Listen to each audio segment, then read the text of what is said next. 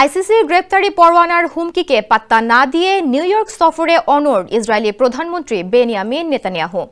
নবনির্বাচিত নিউ ইয়র্কের mayor Zohran Mamdani বলেছিলেন, নেতানিয়াহু নিউ ইয়র্কে ঢুকলে গ্রেফতার করা হবে।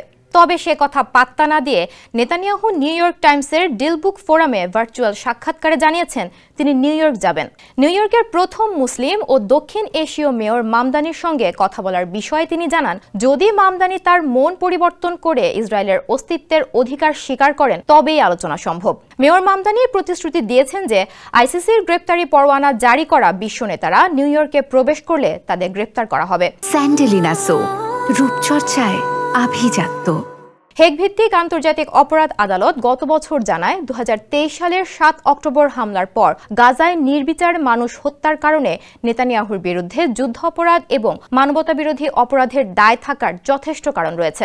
তবে ইসরায়েল দৃঢ়ভাবে এ অভিযোগ অস্বীকার করেছে। মেয়র মামদানির বক্তব্যের পরেও নেতানিয়াহুর গ্রেপ্তার কার্যত অসম্ভব বলে মনে করা হচ্ছে, কেননা নেতানিয়াহুর বিরুদ্ধে অপরাধের দায় থাকার পরও যুক্তরাষ্ট্রের প্রেসিডেন্ট ডোনাল্ড ট্রাম্পও ইসরায়েলের পক্ষে দৃঢ় অবস্থান নিয়েছিল এবং আইসিসির বিচারক ও প্রসিকিউটরদের ওপর নিষেধাজ্ঞা আরোপ করেছিল।